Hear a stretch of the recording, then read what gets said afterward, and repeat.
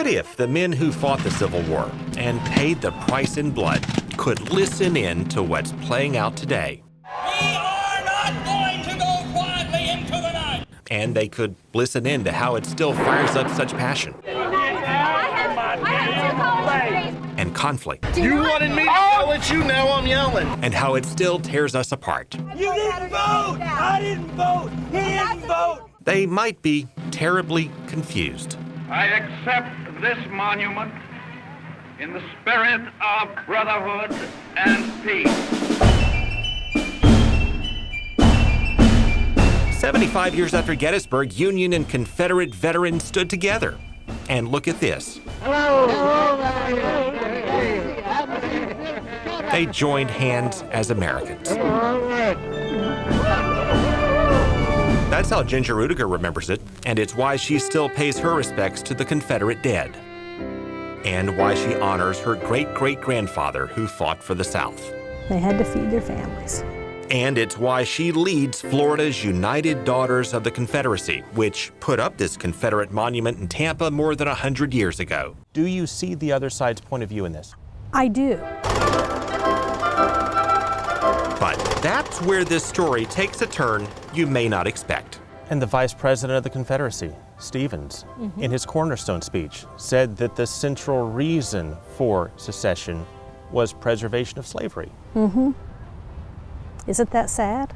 Rudiger says she's not authorized to speak for the United Daughters of the Confederacy, but she is the Florida leader, and her opinions may put the Confederate monument debate in a different light. And so when people see a large statue of a Confederate soldier standing proud on a pedestal, you see how it can bring memories and symbols of racism and hatred and white supremacy. Without a doubt, yes, without a doubt. Why then not just take it down? Remove them from public display of places and put them in cemeteries, or let them be moved to maybe veterans parks or some other, or maybe even like private parks or private lands. I'm all for that. We are still fighting today. The people who argue the war was not about slavery and the monuments must stay probably did not see that coming. If it's on public property, and because of the issue of slavery, and because we've had so many years in our country of unfairness to minority groups, why not relocate these to places where they can be given the respect they deserve for the veteran service? Such as a cemetery. Exactly. Now, to those who say the South rebelled for states' rights, she agrees about that, but says that ties back to slavery. What would it have been more about if not slavery? States' rights, and the right to have slaves or not have slaves. Let's be perfectly frank here.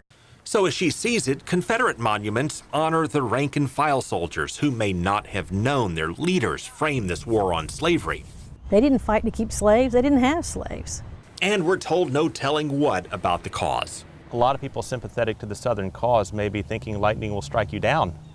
They might. So maybe all you saw was a newspaper, and maybe all you saw was a flyer.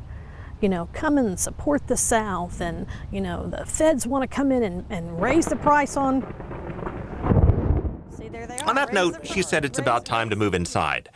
But she left us with thoughts on the rebel battle flag that may also surprise people who display it. The only place that ever deserves to be flown is at the headstone of a Confederate veteran. It doesn't belong in the back of your pickup truck. What about rebel flip-flops? Nothing with the Confederate flag Tube tops. is off. No, it's irreverent. It's Thong? not. No, no. There's nothing that should be. That flag should not be on anything but a flag at a Confederate veteran's grave. That's it. And as she visits those graves, she remembers how they came together, with Union veterans buried just a few feet away, and how taking down rebel flags and moving Confederate monuments from public land may help us come together as they came together in that spirithood of brotherhood and peace.